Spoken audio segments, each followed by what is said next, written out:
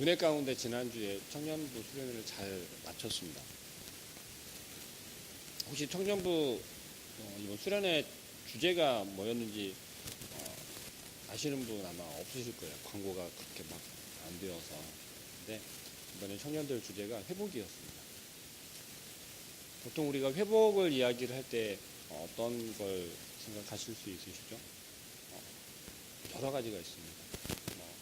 삶 속에서 문제가 되어졌던 것들이 해결이 되어서 다시 그런 문제가 없던 때로 다시 돌아가는 상태.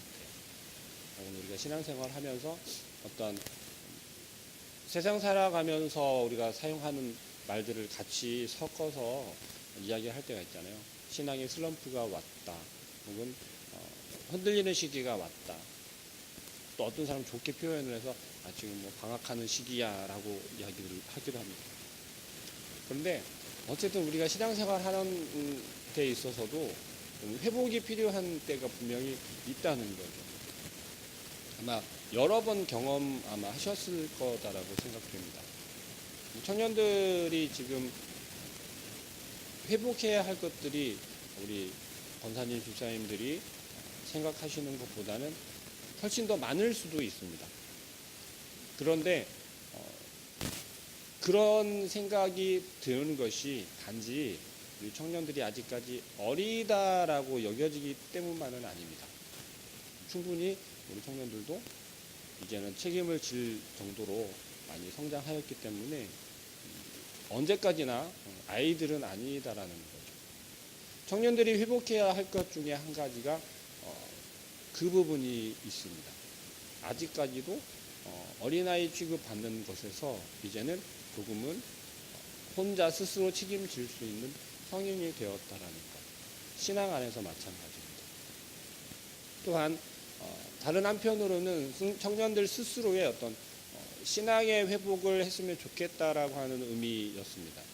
신앙이 전혀 없다라는 것이 아니라 어느 정도 반복되는 그러한 생활 속에서 정체되어 있거나 혹은 약간은 침체되는 듯한 저가 이제 와서 맡게 되었다 보니까 그러한 모습들이 조금 나타나는 걸 조금 느꼈던 것 같아요. 그래서 회복이다라고 하는 주제를 가지고 우리 청년들이 여러 상황들 속에서 여러 방면 속에서 회복을 했으면 좋겠다.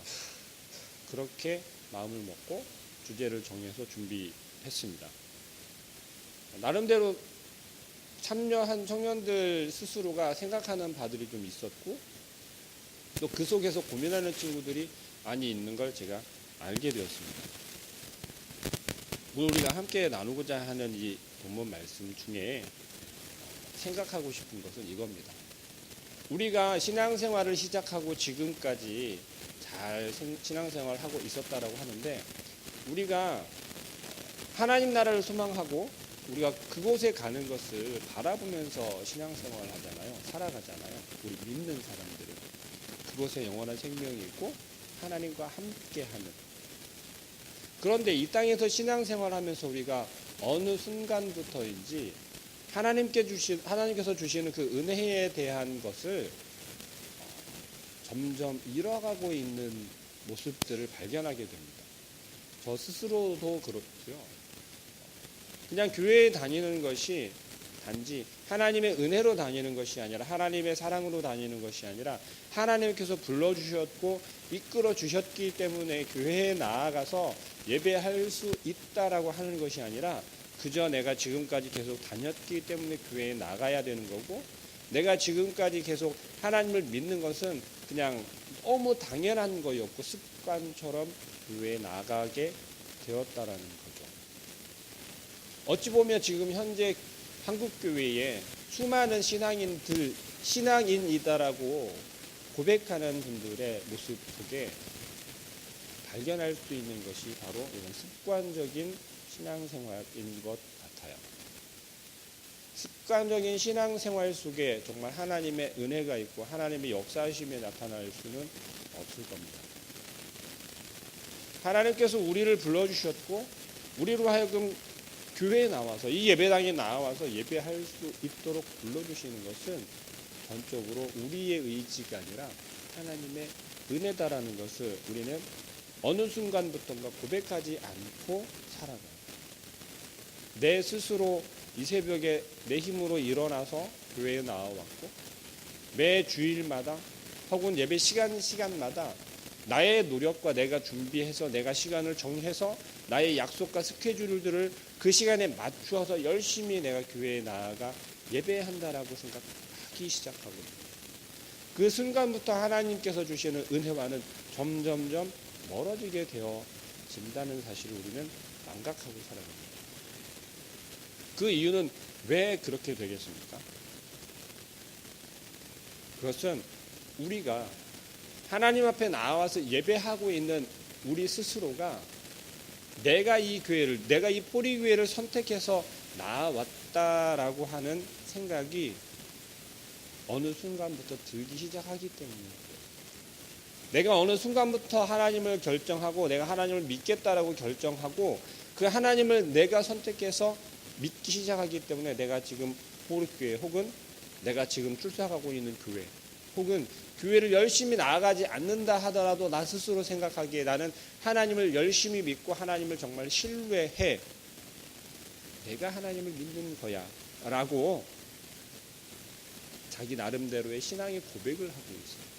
지금 그게 우리의 모습으로 나타나고 있는 거예요. 그런데 오늘 본문 말씀을 보니까요. 하나님께서 선택하시고 예정하시지 않으면 우리는 절대 하나님을 알 수도 없고 하나님 앞으로 나아올 수도 없다는 거예요. 하나님을 믿고 우리가 하나님 앞에 나와서 내가 이제부터는 하나님의 자녀가 되고 싶습니다. 내가 예수 그리스도를 믿고 나의 죄를 해결하고 하나님의 자녀가 되길 원합니다. 라고 간절한 마음으로 주 앞에 나와서 고백했던 그 순간은 어느 순간 사라져버리고 내가 하나님을 잘 믿고 있잖아요. 내가 열심히 내 시간을 쪼개고 나의 환경들 속에서 그래도 버텨내고 이겨내고 하나님을 지켜나가고 있지 않습니까? 라면서 하나님께서 일하심이 아니라 어느 순간부터인지 내가 하나님을 선택해서 하나님을 향해서 내가 달려갑니다. 내가 하나님을 향해서 나를 드립니다. 라는 고백만 되어진다는 거죠. 4절 말씀에 이렇게 이야기합니다. 곧 창세전에 그리스도 안에서 우리를 택하사 우리로 사랑 아래서 그 앞에 거룩하고 흠이 없게 하시려고 라고 말씀하세요. 우리를 선택하신 건요. 우리를 택하시고 하나님의 자녀가 되게 하시려는 하나님의 계획은 창세 전부터래요. 그리고 우리가 한 가지 간과하고 있는 것이 뭐냐면 바로 예수 그리스도예요. 우리가 예수 그리스도를 생각할 때 어떻게 생각하십니까? 예수 그리스도는 단지 나의 죄를 대신하여서 죽으신 구세주, 대속물. 나의 죄를 해결하기 위해서 죽으신 그 예수 그리스도를 믿기만 하면 내 죄 때문에 돌아가셨고 부활하셨다라고 하는 그 예수를 그렇게만 믿으면 구원받을 수 있고 하나님의 자녀가 된다라고 우리는 배웠기 때문에 그렇게 정말 여기고 있기 때문에 희생제물로 돌아가신 예수님으로만 우리가 생각하고 있는 건지 아니면 예수 그리스도 그 자체가 바로 하나님께서 우리에게 주신 가장 큰 은혜의 선물이라는 것인지 생각해 보아야 할 것 같습니다.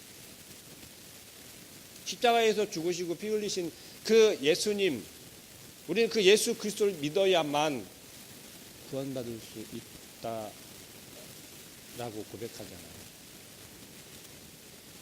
근데 우리는 단지 어떤 우리가 구원받기 위한 하나의 어떤 제물로만 생각을 하게 돼요. 틀린 말은 아닙니다. 틀린 말이 아니죠. 그러나 예수 그리스도에 대해서 더 깊이 생각해야 할 것은 예수 그리스도 자체가 하나님께서 우리에게 주신, 우리 각자에게 주신 은혜라는 거예요. 모든 사람들이 그 예수 그리스도를 믿기만 하면 구원받을 수 있다. 하나님의 자녀가 될 수 있는 기회를 주신 것은요, 숨겨놓은 우리 주머니 속이나 우리 서랍 속에 숨겨놓은 것이 아니라 모든 사람들이 다 볼 수 있도록 그 높은 십자가에 매달리신 예수 그리스도. 하나님의 은혜를 그렇게 우리에게 주셨어요. 누구든지 믿기만 하면. 이스라엘 백성들이 출애굽하고 나서 뱀에 물려 죽게 생겼을 때 어떻게 하냐고. 그뜸을 만들어서 높이 올리잖아요. 바라보기만 하면 모두 살겠습니다. 예수 그리스도는요, 우리와 하나님을 이어줄 수 있는 다리란 말이에요. 그게 우리에게는 은혜라는 거예요. 그런데 우리는 그것을 은혜로 생각하지 않고 어느 순간인가 점점 귀찮게 여겨집니다. 혹은 이 정도만 하면 되지, 적당히가 되어가요. 지금 한국교회의 고질적인 문제가 그런 거라고 합니다. 다른 사람들 피해 안 주면 되지. 나만 열심히 하면 되지. 우리는 어려서부터 저 그렇게 많이 배웠어요. 신앙생활할 때 가장 중요한 건 하나님과 너와의 관계야. 하나님과 너와의 관계가 제대로 회복이 되어지고 튼튼하게 탄탄하게 되어지면 나머지는 다 해결이 될 거야. 저도 그렇게 가르치기도 했었고 그렇게 배웠었어요. 어느 순간부터 그렇게 되다 보니까요, 옆에 있는 친구는 신앙생활이 제대로 되는지 아니면 하나님을 정말 고백하고 있는지는 관심이 없어요. 나만 그냥 열심히 하면 돼요. 교회는요, 교회 안에 모여서 교제가 되어야 돼요. 그런데 전혀 교제가 되지 않아요. 나만 열심히 그냥 다니는 거예요.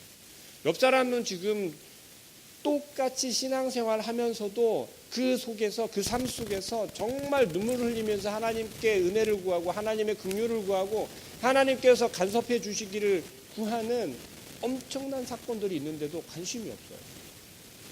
똑같이 나와 함께 예배를 잘 드리고 있는 것으로 보여지기만 할 뿐이지 그 마음속에서는 정말 믿음의 흔들림이 유혹이 와서 내가 교회를 계속 다녀야 하는지 말아야 하는지 정말 가슴 아프게 고민하는 친구들이 있는데도 불구하고 알지 못해요.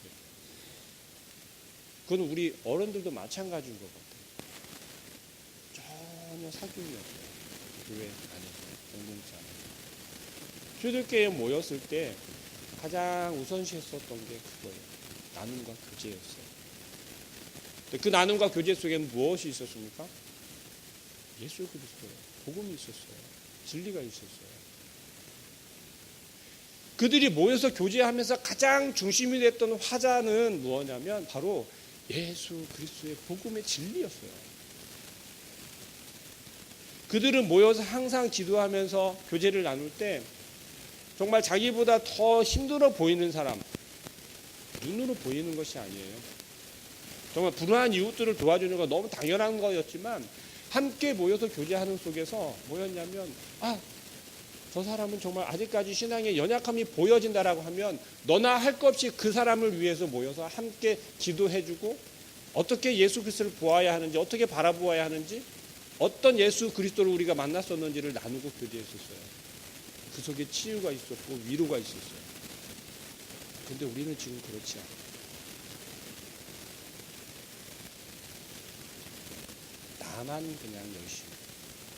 나만 열심히 하나님과 관계해서 나와 열심히 하나님과 호흡해서 나만 회복하면 되고 나만 은혜 받으면 되고 나만 하나님이 주시는 복을 받으면 된다라고 점점 변해가 버렸다. 이것은 하나님께서 우리를 불러주신 그 계획과 맞지 않아요. 하나님께서는 우리를 모이게 하셔서 우리가 서로 너희의 욕심만 세우고 너희의 교만만 나타내게 해라고 우리를 모이게 하시고 불러주신 게 아니라는 거예요. 우리를 택해 주신 게 아니라는 거예요. 하나님의 사랑은, 하나님의 은혜는 그런 것이 아니라는 거죠. 기본적으로 뭐예요?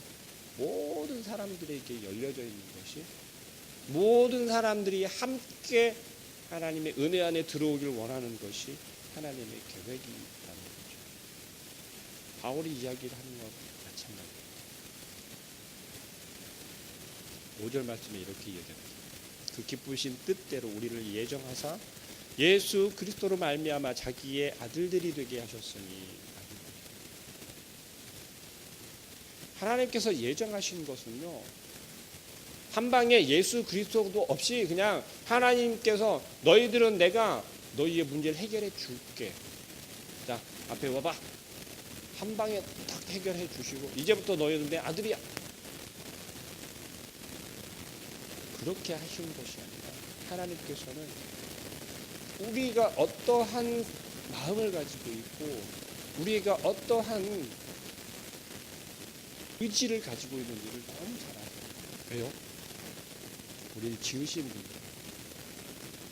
무언가 앞에서 눈에 보이는 것을 따라가지 않으면, 이끌어가지 않으면 하나님께로 직진해서 오지 못한다는 걸 너무 잘 알고 계십니다.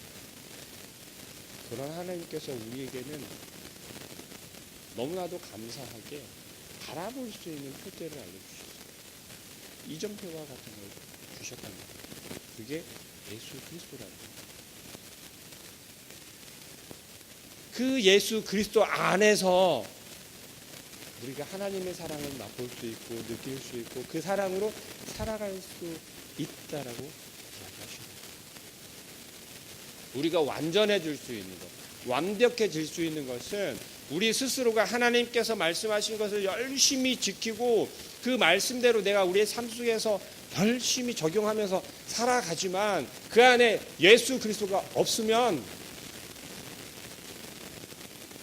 흠이 없을 수 없다라고 이야기해요.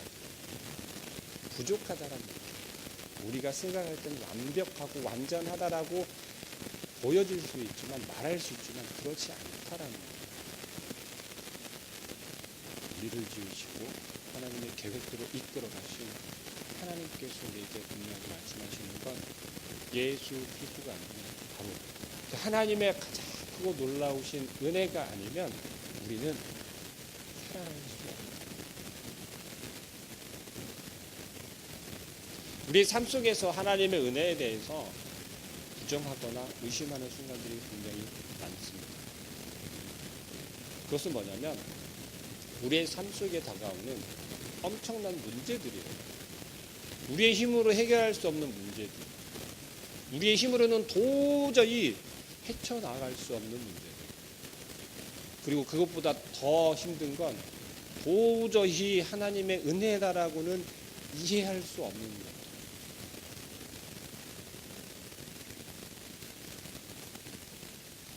우리의 삶에서 가장 해결하기 힘든 게 무엇이죠? 그것은 아마 죽음일 것이에요. 그리고 그 다음은 또 뭐라고 여겨질까요? 그것은 가족의 문제입니다. 그리고 그보다 조금 더 작은 문제라고 할 수 있는 건 직장을 구하거나 아니면 직장에서의 우리 삶 속에서예요. 삶 속에서 승진, 취업, 시험 등등 여러 가지 것들이 있습니다. 그런데 희한하게도 그 속에서 내가 원하는 대로 되는 것은 하나도 없어요. 정말 내가 원해서 되는 것처럼 보여지지만 정작 그곳에 가보면 내가 원하는 것, 우리가 원하는 대로 된 것은 하나도 없어요. 그런데 우리가 공통적으로 생각하는 건 뭐냐면요, 그 시기가 지나가고 어느 정도 시기가 지난 다음에 생각해 볼 땐 그때 맞아, 정말 힘들었는데 그게 은혜였어, 하나님께서 일하신 거였어 라는 걸 우리는 알게 돼요. 요셉이 있습니다. 요셉은 자기 형제들에게 미움을 되게 많이 받았어요. 그렇잖아요. 이 요셉이라는 녀석은 아주 그냥 그 가족 형제들한테 미움털이 박혀서 뭐만 해도 꼴사납고 저 녀석은 또 저런다 그러고, 형님들은 열심히 일하는데 요셉은 뭐예요? 엄마의 그 치마폭에서 예쁜 옷을 입고 깨끗하게. 이 형들의 마음속에는 어떤 마음들이 생겼죠? 미워하는 마음이 생겼어요. 질투하는 마음이 생겼어요. 시기하는 마음이 생겼어요. 그리고 보다 못해서 어떻게 합니까? 요셉을 팔아버리죠. 하나님의 일하심을 생각하면서 만약에 그 요셉을 딱 단편적으로 그 모습을 보았을 때 하나님은 자비로우신 분인가요? 아니면 좀 나쁘세요? 그런 생각이 드시나요? 우리는 요셉을 어떻게 생각합니까? 이스라엘 구원한 승리로 알고 있잖아요. 그죠? 하나님께서 일하신 대로, 하나님의 예정하신 대로 만약에 한다면 요셉을 생각할 땐 정말 감사한 일인데 요셉의 형들을 생각할 때는 어떻습니까? 좀 억울하잖아요. 그죠? 요셉이 어떠한 형들에게 어떠한 모습을 보였고 어떠한 행동들을 했는지와는 상관없이 만약에 요셉의 형들에게 아무렇지도 않았던 그 관계 속에서 미워하는 마음도 생기게 하고 질투하는 마음도 생기게 하신 게 하나님이세요.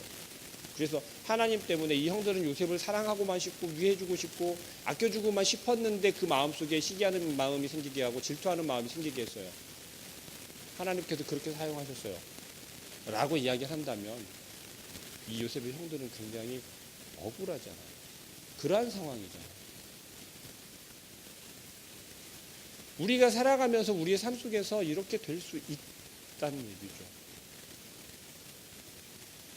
결과적으로는 요셉을 통해서 이스라엘이 구원을 받았고 요셉의 가족들이 구원을 받은 게 됐잖아요.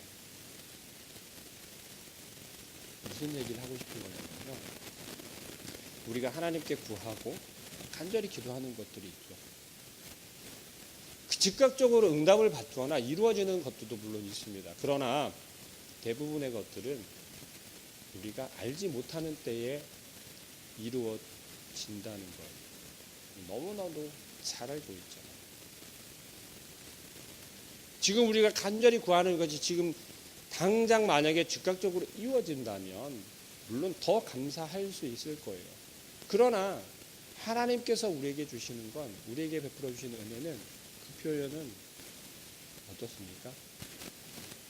우리가 어느 순간 잊어버릴만 할 때 번뜩 생각이 나거나 어느 순간에 이미 우리는 그것이 이루어진 속에 살아가고 있다는 거예요. 하나님께서 일하시는 방법은 우리가 이해할 수도 없고 또 어떻게 해요? 알기조차 어렵다는 거예요. 그 이유는 우리가 전적으로 하나님을 온전히 신뢰하지 못하기 때문에 하나님께서는 끝까지 기다리고 계신다는 거예요. 나를 조금 더 신뢰해봐. 나를 온전히 한번 믿어봐. 성경에서도 그렇잖아요. 믿고 구한 것은 이루어진 줄 의심하지 말라 그래요. 물론 무엇을 구하느냐에 따라 달라지겠죠. 그러나 하나님께서는 우리를 사랑하신다. 하나님께서 창조하신 것은 우리를 창조하신 것은요. 하나님의 사랑 때문이에요. 그것이 아니면 우리는 이 땅에 있을 수가 없어요. 우리의 신앙 속에서, 우리의 신앙 생활 속에서, 삶 속에서 하나님의 은혜가 아닌 것을 찾아보세요, 꼽아보세요, 말해보세요 라고 하면 저는 지금 그렇게 말씀드릴 수 있어요. 하나님의 은혜가 아닌 것이 하나도 없어요.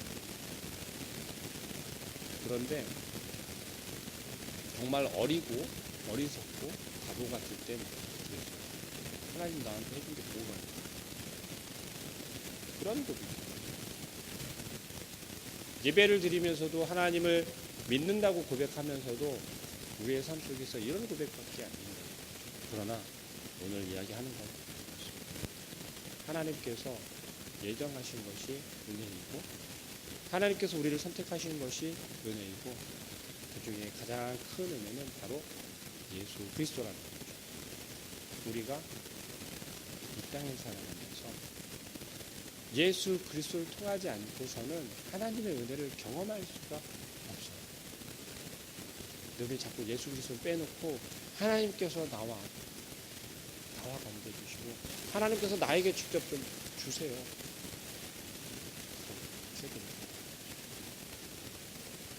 어느 순간부터인가 내가 나를 만드신 하나님이 주인이 아니라 나 스스로가 주인이 되어서 내가 내 삶을 살아가는 거지 않습니까? 내가 지금 이 땅을 내 발로 걸어가고 살아가고 있지 않습니까? 나에게 주셨잖아요. 그럼 내가 살아가는 거잖아요. 내가 좀 잘 살아가게 해주세요라고 부르짖는 거예요. 그러나 하나님께서는 우리에게 원하시는 거예요. 정말 나의 주인이 누군지를 인정하라는 거예요. 그럴 때 하나님께서 주인 되신 하나님, 아빠 되신 하나님, 우리를 아들 삼아 주셨기 때문에 우리의 필요에 따라 부어주시고 우리에게 그 사랑을 나타내 주신다. 14절 말씀 읽고 마치도록 할게요. 이는 우리 기업의 보증이 되사, 예수 그리스도께서 우리 기업의 보증이 되사, 우리의 보증이 되사 그 얻으신 것을 속량하시고 우리의 죄를, 우리를 하나님께서 맡겨주셨고 맡겨주신 우리의 문제들, 우리의 죄를 속량하시고 그의 영광을 찬송하게 하려 하시며 예수 그리스도를 통해서, 예수 그리스도가 나를 구원하여 주셨고 나를 대신하여서 죽으셨고 부활하심을 통해 우리에게 영원한 생명을 주셨고 하나님의 아들 되게 하신 그 주님을 찬양합니다. 그 예수님을 찬양합니다. 하나님께 영광을 돌립니다. 이 고백이 오늘 우리의 삶 속에서도 되어지길 소망합니다. 함께 기도하겠습니다.